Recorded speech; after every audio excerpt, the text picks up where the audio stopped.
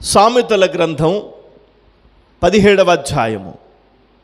సామెతల గ్రంథం 17వ అధ్యాయము 17వ వచనాన్ని చదువుదాం.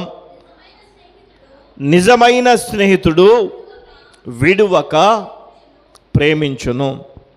చూడండి, సామెతల గ్రంథం 17వ అధ్యాయము 17వ వచనం. నిజమైన స్నేహితుడు విడువక ప్రేమించును, దుర్దశలో అట్టివాడు సహోదరుడుగా ఉండును. నిజమైన స్నేహితుడు విడువక ప్రేమించును. దేవునికి స్తోత్రం కలుగును గాక. నిజంగా మనకొక స్నేహితుడు ఉన్నాడు. ఆయన పేరు ప్రభు అయిన యేసయ్య.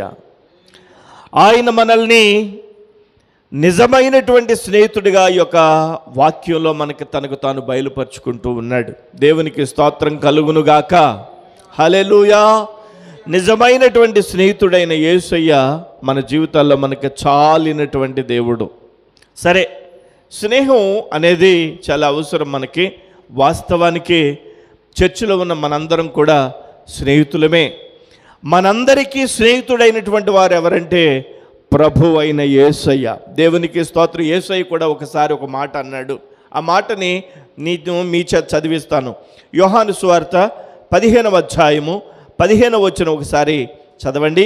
యోహాను సువార్త 15వ అధ్యాయము 15వ వచనంలో ఈ విధంగా వ్రాయబడింది. దాసుడు తన యజమానుడు చేయు దానిని ఎరుగడు గనుక ఇక మిమ్మును దాసులని పిలువక స్నేహితులని పిలుచుచున్నాను అని అంటాడు యేసయ్య. దేవునికి మహిమ కలుగునుగాక. మనకి యజమానుడైనటువంటి దేవుడు, మనకి ప్రభు అయినటువంటి యేసయ్య అంటున్నాడు, ఇక మీదట నేను మిమ్మల్ని దాసులని పిలవను. నేను మిమ్మల్ని ఎలా పిలుస్తానంటే స్నేహితులని పిలుస్తాను. నేను మిమ్మల్ని స్నేహితులుగా చేసుకుంటున్నాను. మీరు నాకు స్నేహితులు. వీఆర్ ఫ్రెండ్స్ అంటున్నాడు యేసయ్య. దేవునికి స్తోత్రం. హల్లెలూయా. మనకి నిజమైనటువంటి స్నేహితుడు ఉన్నాడు. ఆయన ప్రభు అయిన యేసయ్య. ఆయన అంటున్నాడు, నేను ఇక మీదట మిమ్ములను దాసులని పిలవను కానీ స్నేహితులని పిలుస్తానని అంటున్నాడు. స్నేహితుడు తను సమస్తాన్ని పంచుకుంటాడు. దేవునికి మహిమ కలుగును గాక. యజమానుడు తన దాసుడికి అన్నీ చెప్పడం. అవునండి, యజమానుడు తన దాసుడికి అన్నీ చెప్పడం. మనం ఏదైనా ఒకరిని పనికి పెట్టుకున్నాం అనుకోండి, ఆ పనికి పెట్టుకున్న వారికి అన్నీ చెప్పం. మన యొక్క బ్యాంక్ బ్యాలెన్స్ ఎంత ఉంది కానీ, లేకపోతే మనం ఏ కష్టంలో ఉన్నామని కానీ, ఎక్కడికి వెళ్తున్నామని కానీ, ఎక్కడికి వస్తామని కానీ, ఏం చేస్తున్నామని కానీ ఆ దాసునికి మనం చెప్పం. అవునండి. కానీ స్నేహితుడైతే అన్నీ పంచుకుంటాం. దేవునికి స్తోత్రం కలుగును గాక. మనకు కష్టం వచ్చినప్పుడు స్నేహితుని దగ్గర చెప్పుకుంటాం, సంతోషం వచ్చినప్పుడు స్నేహితుని దగ్గర చెప్పుకుంటాం, ఆనందం వస్తే స్నేహితుని దగ్గర చెప్పుకుంటాం. స్నేహితులు అనేవాళ్ళు అన్నీ పంచుకుంటారు. అందుకనే యేసయ్య అంటున్నాడు, నేను మీకు యజమానుడిగా ఉండడానికి ఇష్టపడడం లేదు, నేను మీకు స్నేహితునిగా ఉండడానికి ఇష్టపడుతున్నాను. నేను మిమ్మల్ని అందరినీ కూడా స్నేహితులు అని పిలుస్తానని అంటున్నాడు. దేవునికి స్తోత్రం. కాబట్టి యేసయ్య మనకెవరండి? యేసయ్య మనకెవరు? స్నేహితుడు, ట్రూ ఫ్రెండ్. ఆయన నిజమైనటువంటి స్నేహితుడు. స్నేహితుడు, నిజమైన స్నేహితుడట విడువక ప్రేమించును.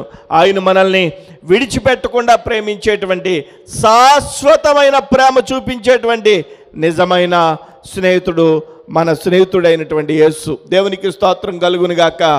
మీరు పిలవచ్చులాగా మై ఫ్రెండ్ జీసస్ అని పిలవచ్చు, నా స్నేహితుడా యేసయ్య అని పిలవచ్చు. ప్రార్థనలో పిలవండి, నా స్నేహితుడా యేసయ్య అని పిలవచ్చు. దేవునికి మహిమ కలుగును గాక. ఎందుకంటే స్నేహితునితో అన్నీ పంచుకుంటాం. కొన్ని విషయాలు తోబుట్టువులతో పంచుకోలేం. అవునండి. చాలా విషయాలు అమ్మ నాన్నలతో పంచుకోలేం. చాలా విషయాలు పిల్లలతో పంచుకోలేం. కానీ స్నేహితులతో చెప్పండి పంచుకుంటాం. అన్ని విషయాలు పంచుకుంటాం. ఇంకా మీకు వివరంగా చెప్పాలంటే స్నేహితులు ఉంటారు. స్నేహితుల్లో ప్రాణ స్నేహితులు ఉంటారు. ఒకరో ఇద్దరో ప్రాణ స్నేహితులు ఉంటారు. అన్నీ చెప్పగలిగినటువంటి స్నేహితులు. దేవునికి స్తోత్రం కలుగును గాక. ఒక విషయం తెలుసా? సైకలాజికల్గా మనలో ఉండేటువంటి ఒత్తిడిని మనలోనే పెట్టుకుంటే ఆ ఒత్తిడి వల్ల బుర్ర వేడెక్కి మనసులో ఆ యొక్క మెదడులో ఉండేటువంటి నరాలన్నీ కూడా పగిలిపోతాయి. మనం పంచుకోవాలి, తేలికవ్వాలి. మనకి తేలికవ్వాలంటే మన స్నేహితుడైన యేసయ్య మనకున్నాడు. మోకరించి అన్నీ ఆయనకి చెప్పేయొచ్చు. దేవునికి స్తోత్రం కలుగును గాక. మనం ఏ పరిస్థితుల్లో ఉన్నామో, ఎలాంటి పరిస్థితుల్లో ఉన్నామో అన్నీ చెప్పొచ్చు. ఆయన నిజమైన స్నేహితుడు. అంతేకాదు, మనకి ఆధ్యాత్మికంగా కూడా నిజమైనటువంటి స్నేహితుల్ని కలిగి ఉండడం చాలా అవసరం. దేవునికి స్తోత్రం కలుగును గాక. హల్లెలూయా. నిజమైనటువంటి స్నేహితులు మనకు ఉండడం, మనం అందరం కూడా ఒకరికొకరు స్నేహితులుగా మనం ఉంటున్నాం, దేవుని మందిరంలో కానీ ఆధ్యాత్మికంగా. దేవునికి స్తోత్రం కలుగును. మన స్నేహితుడు ఎవరండి చెప్పండి? యేసయ్య మన స్నేహితుడు. ఆమేన్. హల్లెలూయా, హల్లెలూయా. యేసయ్య ఆయన క్రొత్త నిబంధన గ్రంథంలో ఆయన కన్య మరియ గర్భాన జన్మించి ఈ లోకానికి రక్షకుడిగా వచ్చాడు. అయితే పాత నిబంధన గ్రంథంలో కూడా పరమ తండ్రి అయినటువంటి దేవుడు అబ్రహాముతో స్నేహితుడిగా వ్యవహరించాడు. అబ్రహాముని స్నేహితుడా అని చెప్పి సంబోధించినటువంటి సంఘటనలు మనం చూస్తాం. చూడండి, ఆదికాండం ఒకసారి మనం తెరిచి చూస్తే 18వ అధ్యాయం, ఆదికాండము 18వ అధ్యాయము 16వ వచనం నుంచి మీరు చదవగలిగితే, ఆదికాండము 18వ అధ్యాయము 16వ వచనం ఒకసారి చదవండి. అప్పుడు ఆ మనుషులు అక్కడి నుంచి లేచి సొదొమ తట్టు చూచిరి. అబ్రహాము వారిని సాగనంపుటకు వారితో కూడా వెళ్ళెను. తర్వాత చదవండి 17వ వచనం కూడా. అప్పుడు యెహోవా, నేను చేయపోవు కార్యం అబ్రహామునకు దాచదనా అని అంటాడు. దేవునికి స్తోత్రం. ఎందుకనో తెలుసా? స్నేహితుడు కాబట్టి అబ్రహాముకు అన్నీ వివరించేస్తాను. దాసుడికైతే అన్నీ చెప్తారండి, దాస్తారు. అవునండి, దాసుడికైతే అన్నీ చెప్పరు, దాస్తారు. దేవుడు అంటున్నాడు అబ్రహాముకి అన్నీ నేను చెప్తా. మన ప్రభు మనకి సవివరంగా ఆయన మనసులో ఉన్న మాటనంతటినీ దీంట్లో పెట్టేశాడు. అన్నీ దీంట్లో పెట్టాడు. ఆయన మనకి నిజమైనటువంటి స్నేహితుడు. ఆయన మనసులో అంతా దీంట్లో పెట్టి మనల్ని ఏమంటున్నాడంటే, నేను మీకు స్నేహితుడిని, మీ మనసులో ఏముందో నాతో చెప్పండి అని ప్రభు అయిన యేసయ్య మనల్ని ప్రేరేపిస్తున్నాడు. ఆయన మనల్ని ప్రోత్సహిస్తున్నాడు. దేవునికి మహిమ కలుగును గాక. చూడండి, అబ్రహాముని గొప్ప జనముగా చేస్తానన్న విషయం, భూమి మీద సమస్త జనముల కంటే గొప్ప జనంగా చేస్తానన్న విషయం అబ్రహాముకి దేవుడు తెలియజేసి దాచకుండా ఆయన తెలియజేశాడు. దాసునికైతే దాస్తాడేమో, కానీ స్నేహితుడికైతే స్నేహితుడు దాచడు. యజమానుడైతే అన్నీ చెప్పడు. నీకు అవసరమా అంటాడు. ఏదైనా అడిగామనుకోండి యజమానుడిని, అవసరమా నీకు చెప్పాలా అని అంటాడు. కానీ స్నేహితుడైతే తనకున్న మనసులో ఉన్నదంతా చెప్తాడు. మనం చెప్పినప్పుడు ఆలకిస్తాడు. దేవునికి స్తోత్రం కలుగును గాక. మన ప్రభు అయిన యేసయ్య మనకు నిజమైనటువంటి స్నేహితుడు. ఆయన మనసులో ఉన్నదంతా కూడా ఈ యొక్క బైబిల్ గ్రంథంలో లిఖించి ఉంచాడు. మన మనసులోదంతా ఆయన చెప్పడానికి ఆయన వినగలిగే చెవులున్నటువంటి ప్రభు అయి ఉన్నాడు. దేవునికి మహిమ కలుగును గాక.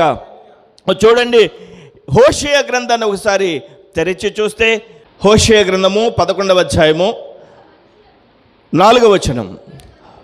ఒకడు మనుష్యుల్ని తోడుకుని పోవునట్లుగా స్నేహబంధములతో నేను వారిని బంధించి ఆకర్షించి తిని. దేవునికి స్తోత్రం కలుగును గాక. హోషేయ ద్వారా ప్రభు మాట్లాడుతున్నాడు.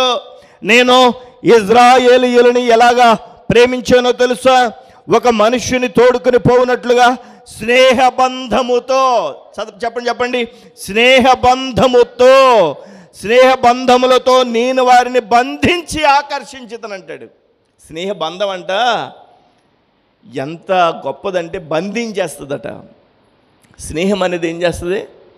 బంధించేస్తుంది. దేవునికి స్తోత్రం కలుగును గాక. స్నేహం అనేది మనల్ని ఆ యొక్క స్నేహ బంధం చేత బంధిస్తుంది. ఇక్కడ అన్నాడు దేవాది దేవుడు అంటున్నాడు, ఒకడు మనుషుల్ని తోడుకుని పోవునట్లుగా స్నేహబంధములతో నేను వారిని బంధించి ఆకర్షించి తిని అని అంటాడు. కానీ ఇజ్రాయేలీలు అది నిలుపుకోలేకపోయారట. ఇజ్రాయేలీలు అది నిలబెట్టుకోలేకపోయారు. కానీ దేవాది దేవుడు మనందరినీ ప్రభు అయిన యేసయ్య ప్రేమిస్తున్నాడు. ఆయన ప్రేమను మనం కలిగి ఉండడానికి ప్రభు మనందరికీ సహాయము చేయునుగాక. హల్లెలూయా. మన మరణం వరకు, ఆయన యొక్క రాకడ వరకు ఆయనతో మనం స్నేహ సంబంధాన్ని, ఆ యొక్క స్నేహ బంధాన్ని కొనసాగించడానికి ప్రభు సహాయం చేయునుగాక. హల్లెలూయా. యేసయ్య మాట మాటికి చెప్తున్నాడు, స్నేహ బంధం, మీతో స్నేహం. కాబట్టి దేవుని యొక్క సన్నిధిలో ప్రభు అయిన యేసుని మనం స్నేహితునిగా, ప్రభు అయిన యేసుక్రీస్తుని స్నేహితునిగా మనం విశ్వసించాలి. స్నేహితునితో మాట్లాడినట్లుగా మనం మాట్లాడాలి. మన మేనేజర్తో మనం మాట్లాడలేం కదండి, మన యజమానితో మనం మాట్లాడలేం, ఒక ఆఫీసర్తో మనం అంతగా మాట్లాడలేం, అవునండి. ఒక మినిస్టర్ గారి దగ్గరికి వెళ్ళి అంతగా మాట్లాడలేం. అదే మినిస్టరే స్నేహితుడు అనుకోండి, చెప్పండి, మాట్లాడగలం. స్నేహితుడు అంటే అన్నీ పంచుకోవచ్చు. మనకున్న కష్టం, మనకున్న ఇబ్బంది, మనకున్న సమస్య అన్నీ పంచుకునేగలిగే ఏకైక స్థానం స్నేహం. అందుకనే బంధువుల కంటే గొప్పదేంటి చెప్పండి? స్నేహమే. మన స్నేహితులు మనల్ని చెప్పండి ఎంతగానో ప్రేమిస్తారు. నిజమైనటువంటి స్నేహితుడు ఇప్పుడు ఎవరని చెప్పుకుంటున్నాం? ప్రభు అయినటువంటి యేసయ్యే. ప్రభు అయినటువంటి యేసయ్యే నిజమైనటువంటి స్నేహితుడు. చూడండి, నిర్గమాకాండం కనుక మనం తెరిచి చూస్తే, నిర్గమాకాండము 33వ అధ్యాయాన్ని ఒకసారి తెరిచి చూడండి. 33వ అధ్యాయము నిర్గమాకాండము 11వ వచనం చదువుదాం. మనుష్యుడు తన స్నేహితునితో మాట్లాడునట్లు యెహోవా మోషేతో ముఖాముఖిగా మాట్లాడుచుండెను. దేవుడు మోషేతో మాట్లాడుతున్నాడట. ఎలా మాట్లాడుతున్నాడంటే, మనుష్యుడు తన స్నేహితునితో మాట్లాడునట్లు యెహోవా మోషేతో ముఖాముఖిగా మాట్లాడుతున్నాడట. ఇప్పుడు చెప్పండి, మన దేవుడు మనకు స్నేహితుడై ఉన్నాడు. స్నేహితులు ఇద్దరు మాట్లాడుకున్నప్పుడు టైము తెలీదు. అవునండి, టైం తెలుస్తుందా? స్నేహితులు ఇద్దరు మాట్లాడుకుంటే టైం తెలియదు. మన ప్రభు అయినటువంటి దేవుడు మనతో ముఖాముఖిగా స్నేహితునితో మాట్లాడినట్లుగా మాట్లాడాలని ఇష్టపడుతున్నాడు. దేవుని మందిరంలో వాక్యం ద్వారా మాట్లాడతాడు. ప్రార్థనలో మనం ప్రార్థించేటువంటి మాటలన్నీ ఆయన వింటాడు. ఆయన మన మాట వింటాడు. ఆయనతో వాక్యం ద్వారా మనతో మాట్లాడతాడు. ఆయన స్నేహితునితో మాట్లాడినట్లుగా మాట్లాడేటువంటి దేవుడు. ఇప్పుడు చెప్పండి, మన దేవుడు ఎవరు? మనకి స్నేహితుడు కూడా. మన దేవుడు మనకి ఏమై ఉన్నాడంటే స్నేహితుడై ఉన్నాడు, ఫ్రెండ్ అయి ఉన్నాడు. మా పెద్ద వయసు ఉన్నటువంటి వాళ్ళు, అదే వయసు ఉన్నటువంటి ఒక వీధిలో ఇద్దరు ముగ్గురు కలిసి ఆ సాయంకాల టైంలో కూర్చుంటారు. ఏమండి, అవునా? కూర్చుని మాట్లాడతారు. ఎవరికి వాళ్ళకి స్నేహితులు ఉంటారు, చెప్పుకుంటూ ఉంటారు. ఏదో కష్టమో, సుఖమో, బాధో, సంతోషమో పంచుకుంటూ ఉంటారు. కానీ మన దేవుడు మనకి నిజమైనటువంటి స్నేహితుడిగా ఈరోజు గుర్తు చేస్తున్నాడు. ఆమేన్. అలాంటి స్నేహితుడిని మనం కలిగి ఉన్నందుకు ఎంత ధన్యులం అండి. మీకు కొన్ని విషయాలు ఈరోజు మీకు వర్తమానంలో తెలియజేస్తాను, చాలా ఆసక్తికరమైనటువంటి విషయాలు. చూడండి, బైబిల్ గ్రంథంలో స్నేహము దేవునికి మానవునికి ఉన్న స్నేహం గురించి మనం చెప్పుకున్నాం ఇంతవరకు కదండి. అవునా? దేవునికి మానవునికి అంటే అబ్రహాముని దేవుడు స్నేహితుడిగా చూశాడు. ఇంకా మోషేతో దేవుడు స్నేహితుడిగా మాట్లాడినట్టుగా మాట్లాడాడు. అవునా? యేసయ్య తానే చెప్పాడు, నేను ఇక మీదట మిమ్మల్ని దాసులని పిలవకుండా స్నేహితులని పిలుస్తాను, నేను మీకు స్నేహితునిగా ఉంటాను అని చెప్పి యేసయ్య స్వయంగా చెప్పాడు. ఈ విషయాలన్నీ మనం చూసాం. హోషే గ్రంథంలో కూడా దేవాది దేవుడు ఇజ్రాయేలీయుల గురించి స్నేహ సంబంధములతో నేను వారిని నడిపించాను, కానీ వాళ్ళు నిలబెట్టుకోలేకపోయారు అది అన్నాడు. అవునండి. అయితే బైబిల్ గ్రంథంలో చాలామంది స్నేహితులు కనిపిస్తారు, కానీ ఒక స్నేహ జంట గురించి మీకు నేను ఈరోజు గుర్తు చేస్తాను. దేవునికి స్తోత్రం కలుగును గాక. హల్లెలూయా. ఇలా వినాలి, బాగా వినాలి, మీరు చాలా జాగ్రత్తగా వినాలి. స్నేహం మనం చేయడానికి సాధారణంగా ఎవరితో చేస్తాం చెప్పండి? ఎవరితో స్నేహం చేస్తాం? చెప్పండి. ఎవరితో స్నేహం చేస్తాం? ఒక మాట ఉంది, tell me your friends, I will tell you who you are. అంటే నీ స్నేహితుల గురించి నాకు చెప్పు, నువ్వు ఎలాంటోడు అని నేను చెప్పేస్తా. అవునండి, మన స్నేహితుల పేర్లు 10 మంది తాగుబోతుల పేర్లు చెప్తున్నాం అనుకోండి, దాని అర్థం ఏంటి? దాని అర్థం ఏంటి చెప్పండి?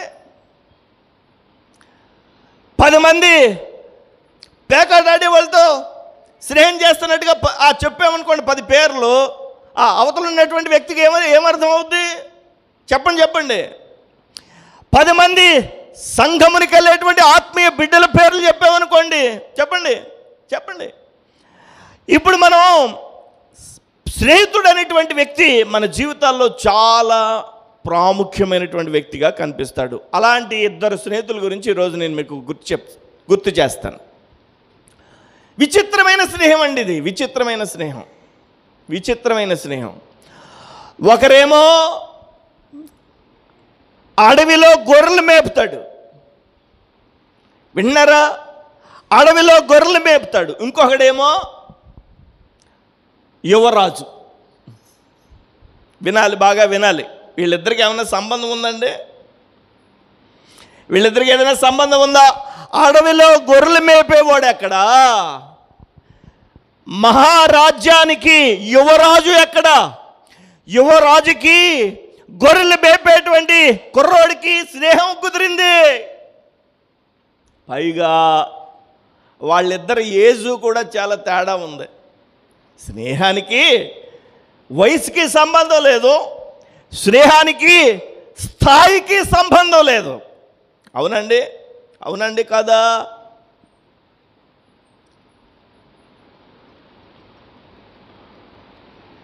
ఒక ధనం కలిగినటువంటి వాళ్ళ పిల్లలు ఎవరితో స్నేహం చేయడానికి ఇష్టపడతారు?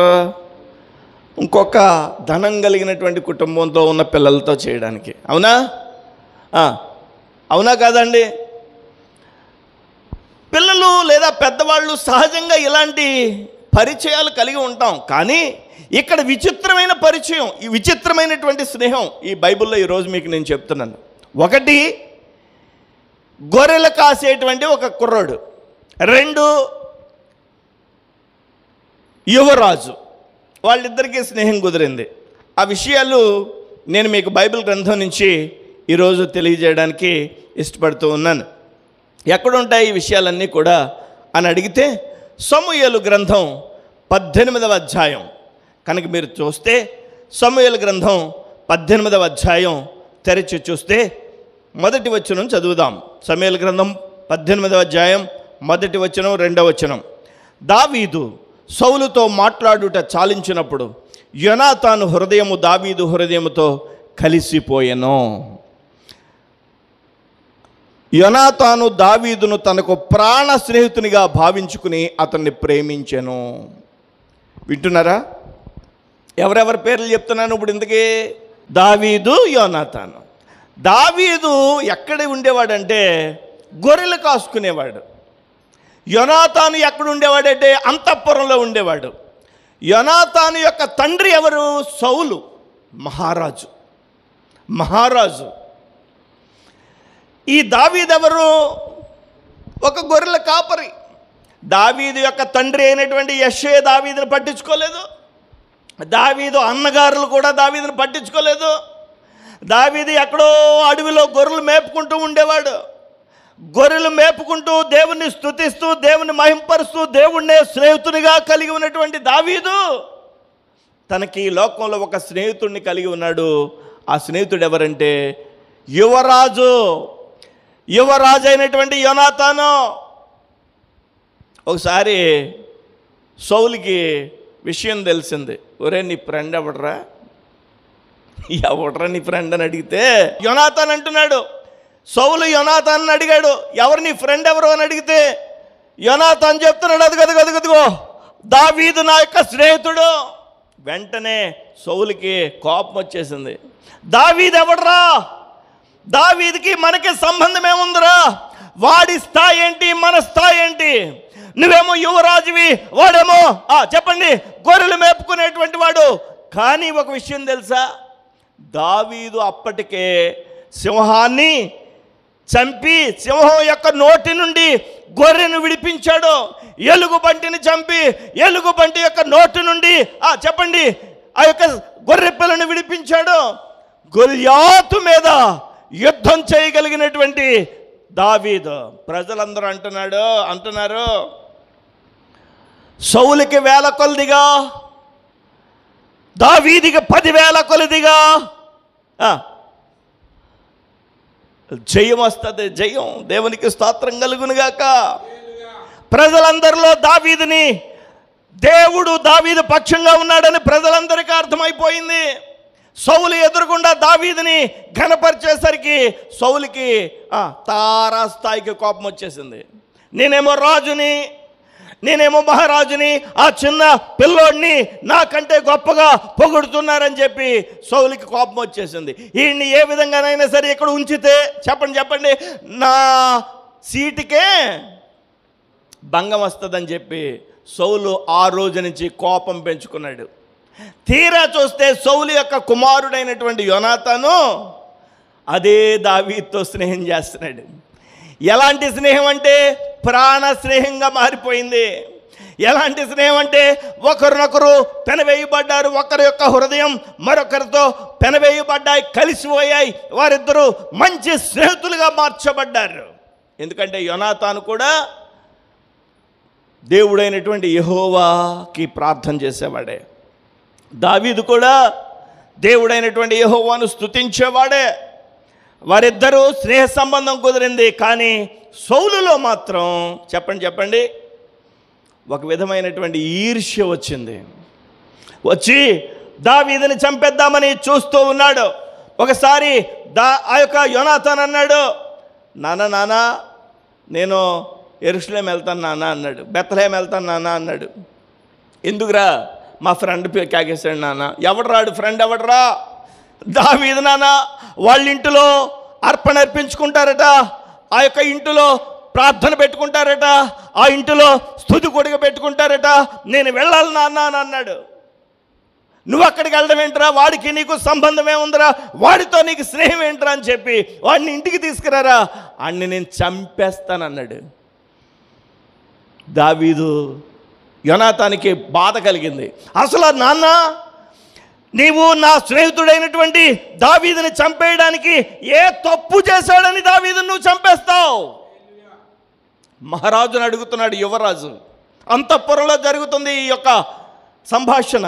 దావీదు తన యొక్క స్నేహితుడైన యోనాతాన్ దగ్గర అడుగుతాడు. పిమ్మట దావీదు రామాలోని నాయోతు నుండి పారిపోయి యోనాతాను వద్దకు వచ్చి, నేనేమి చేశాను? నేను చేసిన దోషం ఏంటి?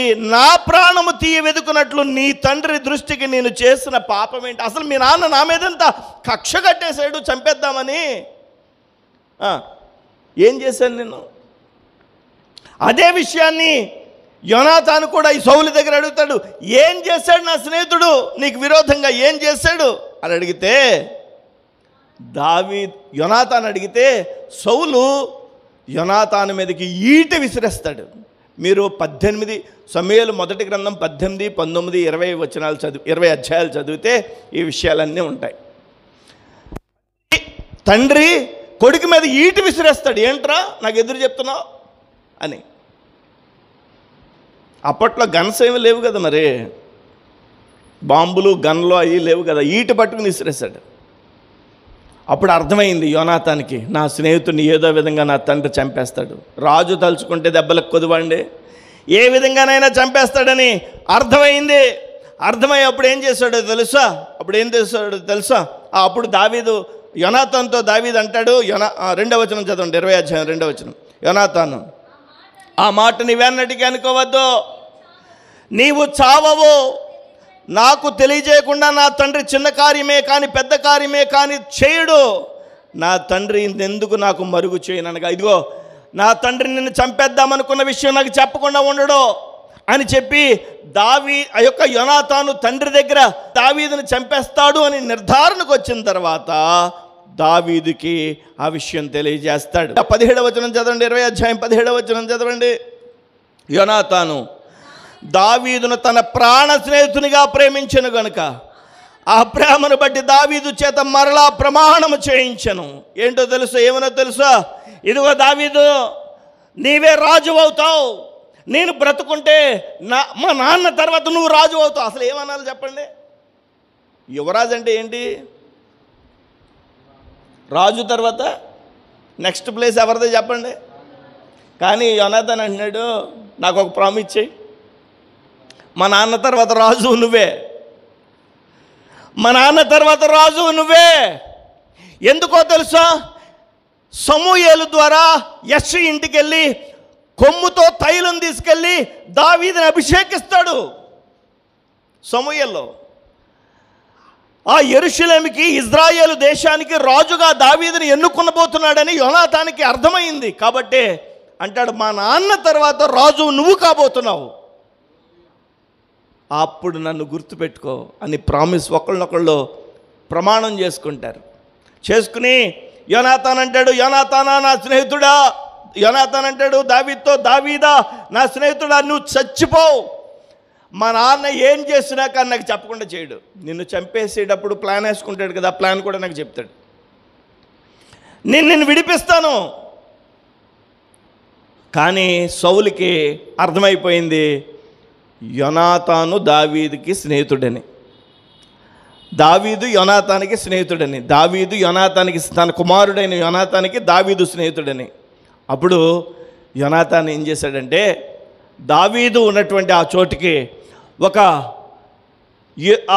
ఆయుధములు మోయేవాడిని తీసుకెళ్ళాడు. కూడా తీసుకెళ్ళి వాడిని అంటున్నాడు, అంతఃపురంలో మరి ఎక్కడికి వెళ్ళినా కానీ మినిస్టర్ గారు ఎక్కడికైనా వెళ్ళారనుకోండి, ఇలా చూడండి, పోలీసు వాళ్ళందరికీ తెలుస్తుందా? ఎక్కడికైనా అందరు కళ్ళు కప్పి వెళ్ళడం కష్టమా? చాలా కష్టం కదా. ఎమ్మెల్యే అయినా అంతే, అవునా కదా? ఒక ప్రజాప్రతినిధి ఎక్కడికైనా వెళ్తే అందరికీ తెలుస్తూ ఉంటుంది, అవునండి? ఈ యొక్క యువరాజు ఎక్కడికైనా వెళ్తే అందరికీ తెలుస్తుంది కదా. అప్పుడు అంతఃపురంలో అన్నాడు, ఎవరు రావద్దురా నాతో, ఒక్కడు రండి అని చెప్పి ఆ యొక్క బాణములు మోయేవాడిని కూడా తీసుకెళ్ళాడు. ఎందుకు వెళ్తున్నావురా, ఎక్కడికి వెళ్తున్నావురా అంటే, ఫిలిప్పీల మీద యుద్ధానికి వెళ్తున్నాను అని చెప్పి ఒక్కడిని తీసుకెళ్ళి దావీదుకి చెప్తాడు, ఇదిగో నేను ఒక బాణం వేస్తాను, ఆ బాణం వేసినప్పుడు నా యొక్క పనివాడితో చెప్తాను, ఇదిగో నీకు యువతలు ఉంది, నువ్వు తీసుకొచ్చాయి బాణాన్ని అని అంటే నువ్వు క్షేమంగా వచ్చేయచ్చు, మా నాన్న నిన్నేమో అండవు. నీకు అవతల పడ్డది బాణం, వెళ్ళి తీసుకురాని అన్నాను అనుకోండి, మా నాన్న నిన్ను చంపైపోతున్నాడని నువ్వు అర్థం చేసుకుని పారిపోవాలి అని ఒక హింట్ ఇచ్చాడు దావీదుకి. అక్కడికి వెళ్ళి బాణం వేశాడు. బాణం వేసిన తర్వాత ఆ బాణం ఎగిరింది. పనివాడిని వెళ్ళి ఆ బాణం పట్టరమన్నాడు, బాల్ వేసి పట్టరమన్నట్టు. ఆ పనివాడితో చెప్తున్నాడు యోనాతాను, ఇదిగో గట్టిగా బిగ్గరగా చెప్తున్నాడు, ఇదిగో నీకు అవతల పక్కన బాణం ఉన్నది, నువ్వు తీసుకురానన్నాడు. దావీదుకి ఆ మాట దాక్కున్నాడు. అప్పటికే దావీదుకి ఆ మాట వినిపించి, ఓహో సౌలు రాజు నన్ను చంపేస్తాడని నాకు హింట్ ఇచ్చాడు, నేను పారిపోవాలి ఎక్కడి నుంచి అని చెప్పి అక్కడి నుంచి పారిపోయాడు దావీదు. ఎందుకో తెలుసా? దేవుని యొక్క మహాచిత్తం దావీదు ద్వారా జరగడానికి. ఏ సౌలైతే దావీదుని పరిగెలెత్తించాడో, ఏ సౌలు ఎందుకు చేత చెప్పండి? సౌలు ఎందుకని చంపుతున్నాడు దావీదుని? దావీదు బ్రతుకుంటే తన సీటుకి ఇబ్బంది అని, ఎసరెట్టేస్తాడని, తన సింహాసనానికి ఇబ్బంది వస్తుందని సౌలే దావీదుని చంపేయడానికి సిద్ధపడుతున్నాడు. కానీ దేవుడే దావీదుని కోరుకున్నాడు. దేవునికి స్తోత్రం కలుగును గాక. మీకు ఒక విషయం చెప్పాలి, ఇక్కడ మన తండ్రి అయినటువంటి దేవుడు మహారాజు అయి ఉన్నాడు, కానీ సౌలు లాంటి వాడు కాడు. ఆయన మహాదేవుడైనటువంటి దేవుడై ఉండి తన యొక్క కుమారుడైనటువంటి యువరాజు అయినటువంటి ప్రభు అయిన యేసుక్రీస్తు వారిని మనతో స్నేహం చేయడానికి పంపాడు ఆయన. హల్లెలూయా. అర్థమవుతుందా? సౌలు తన కుమారుడైన యోనాతాను దావీదుతో స్నేహం చేస్తే ఒప్పుకోలేదు. కానీ మన తండ్రి అయినటువంటి దేవుడు, మహారాజు అయినటువంటి దేవుడు, ఆయన ఒకే ఒక్క కుమారుడైన ప్రభు అయిన యేసుక్రీస్తుని మనకి స్నేహితునిగా పంపించాడు. ఆయన యోనాతాను దావీదుని ఎలా కాపాడాడో, మన ప్రభు అయిన యేసయ్య మనల్ని కాపాడి రక్షించాడు. యోనాతాను దావీదు స్నేహం కంటే మన యేసయ్యకు మనకు ఉన్న స్నేహం అమోఘమైనది, దివ్యమైనది, బలమైనది. దావీదుని కాపాడాడు యోనాతాను. కానీ మన ప్రభు అయినటువంటి యేసయ్య మనల్ని కాపాడాడు. ఎక్కడి నుంచి కాపాడాడంటే సాతాను యొక్క కబంధ హస్తాల నుంచి. ఆ యొక్క యోనాతాను ఎక్కడి నుంచి కాపాడాడంటే తన తండ్రి అయినటువంటి సౌలు చేతిలో నుంచి. మన దేవుడైనటువంటి యెహోవా సౌలు లాంటి వాడు కాడు. ఆయన నిజమైనటువంటి మహారాజు, మహిమ కలిగిన మహారాజు.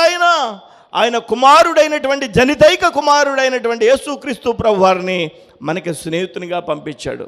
దేవుడే కనుక అనుకుంటే ఈ నరుడితో నా కుమారుడికి స్నేహం ఏంటి అని అనుకుంటే కుదురుద్దండి? మనం ఎక్కడా, యేసయ్య ఎక్కడా? మనం ఎంత దోషులం, మనం ఎంత పాపంలో ఉన్నాం, మనం ఎంత శపితగ్రస్తమైన పరిస్థితిలో ఉన్నాం. యేసయ్య ఎంత పరమ పవిత్రమైన వాడు. ఆయన యొక్క చూపు, ఆయన యొక్క మాట, ఆయన యొక్క రక్తము, ఆయన యొక్క జీవితం యావత్తు పరమ పవిత్రమైనది. మనందరం తల్లిదండ్రులకు పుట్టినటువంటి వాళ్ళం. యేసుక్రీస్తు ప్రభువారు కన్య మరియ గర్భాన పరిశుద్ధాత్మ ద్వారా పుట్టినటువంటి వాడు. ఇది కదా ప్రేమ, ఇది కదా స్నేహం. మన యేసయ్య మనల్ని ప్రేమించిన స్నేహం ఎంత గొప్పదండి, ఎంత గొప్పది. యోనాతాను, దావీదు గొప్ప స్నేహితులు. దావీదు రాజు అయిన తర్వాత యోనాతాను కుటుంబాన్ని విడిచిపెట్టలేదు. కాబట్టి మన స్నేహితుడు ఎవరో చెప్పండి? ఇప్పుడు యేసయ్య మన స్నేహితుడు. యేసయ్యతో అన్నీ చెప్పుకోవచ్చండి. యేసయ్యతో, యేసుక్రీస్తు ప్రభుతో అన్నీ చెప్పుకోవచ్చు.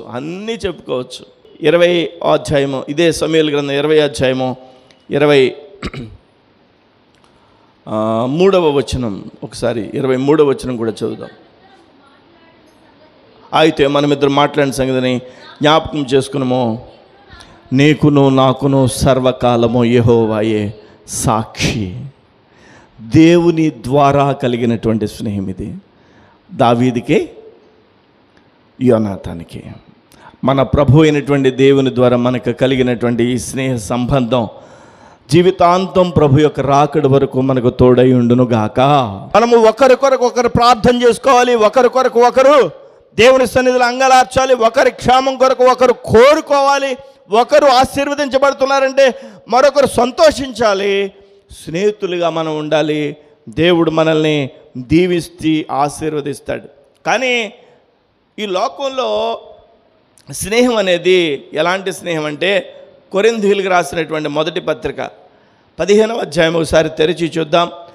కొరింథీయులకు రాసినటువంటి మొదటి పత్రిక 15వ అధ్యాయము 33వ వచనం ఒకసారి చదవండి.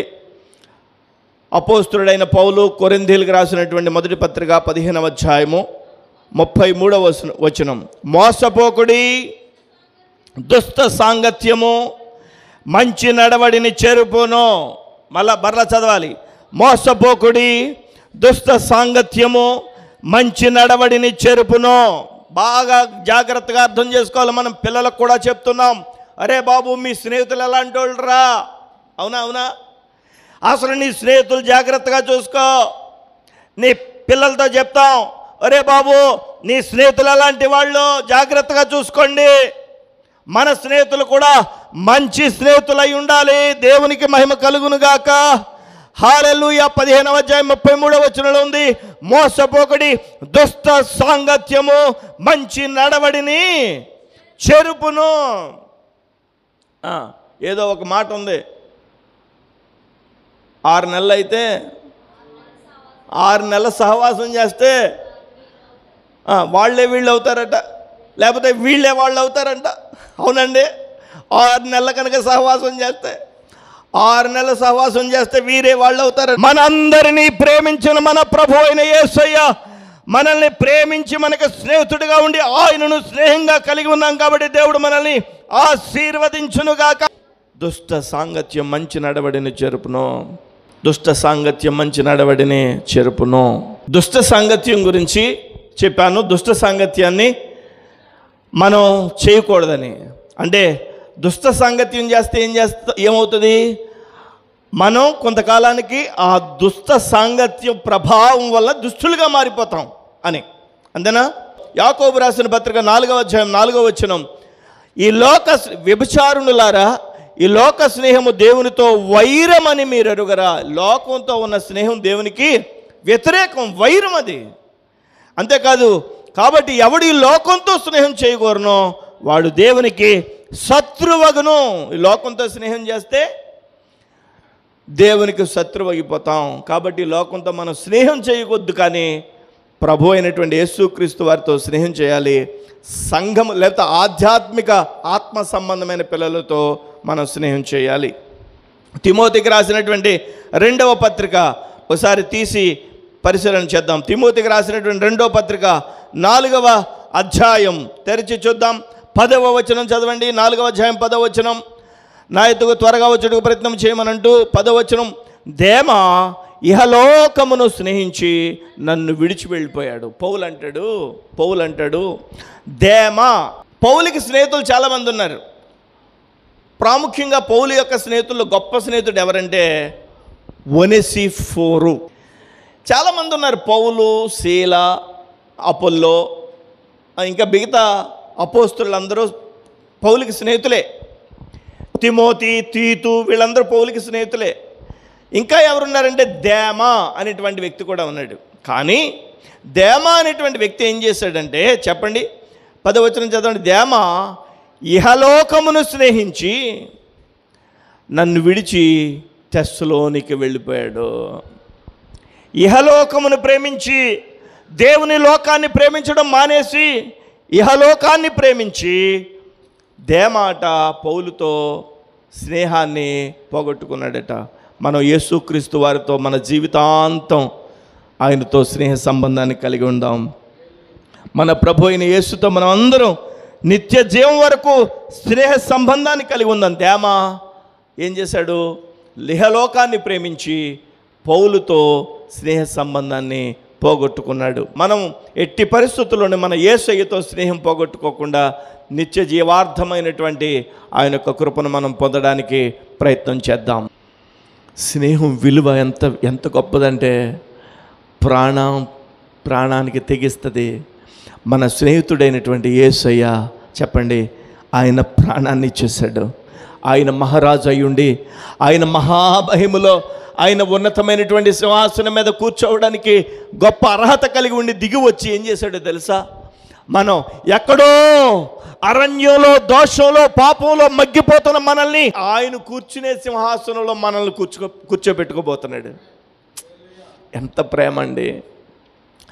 ఆయన ఏ సింహాసనంలోనైతే కూర్చుంటాడో అదే సింహాసనంలో ఆయన ప్రక్కనే మనల్ని కూర్చోబెట్టుకోబోతున్నాడు, సంఘాన్ని. ఎంత యథార్థమైన ప్రేమ ఇది! ఎంత గొప్ప ప్రేమ ఇది! ఇలాంటి ప్రేమ కలిగినటువంటి యేసుక్రీస్తు ప్రభువారిని మనం కలిగి ఉండడం ఎంత భాగ్యం. కాబట్టి మన ప్రభు అయిన యేసుక్రీస్తుని స్నేహితుడా అని సంబోధిద్దాం. స్నేహితుడు, ప్రాణప్రియుడు, అతడే నా ప్రియ స్నేహితుడు. స్నేహితుడు, ప్రాణప్రియుడు, అతడే నా ప్రియ స్నేహితుడు. నా సమీప బంధువుడు, దీన పాపి బాంధవుడు. పాడాలందరూ.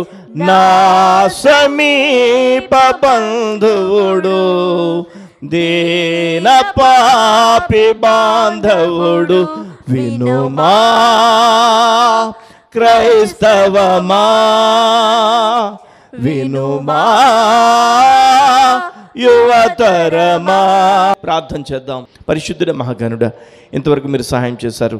విత్తన వాక్యాన్ని నా హృదయంలో, మా హృదయంలో ఫలింపచేయండి. మీరు అక్కడైతే ఎత్తబడే సంఘంలో, మీరు అక్కడ ఆలస్యమైతే మీ కృపలో సాగే సహాయం మన గురించి మహిమ పొందమని, మాకు స్నేహితుడిగా ఈ లోకానికి వచ్చి నిజమైనటువంటి స్నేహితుడిగా మా కోసం ప్రాణం పెట్టి మేము అనుభవిస్తున్నటువంటి శాపాన్నంతా నీ మీద వేసుకుని, నాయనా మా శాపం నుంచి మమ్మల్ని విడిపించి నువ్వు మరణించి సమాధి చేయబడి పునరుద్ధానుడివయ్యి నీవు ఏ పరలోక రాజ్యంలో నిత్యత్వంలో ఉంటావో అదే పరలోక రాజ్యంలో నిత్యత్వంలో మమ్మల్ని కూడా తీసుకెళ్ళి నిత్యము నీతో సంతోషించే కృపను ఇవ్వబోతున్నటువంటి నా తండ్రి, నీకు స్తోత్రాలు చెల్లిస్తూ నిజమైనటువంటి యేసుక్రీస్తు నామములో ఈ ప్రార్థన సమర్పించుచున్నాను మా తండ్రి. ఆమేన్. మన తండ్రి అయిన దేవుని ప్రేమ, ప్రభు అయిన యేసుక్రీస్తు కృప, పరిశుద్ధాత్మ దేవుని అన్యోన్య సహవాసము మనందరికీ నిత్యము ఉండి నిజ స్నేహితుడైన యేసయ్య కృపలో మనందరము సాగిపోవుదుము గాక. Amen, amen, amen.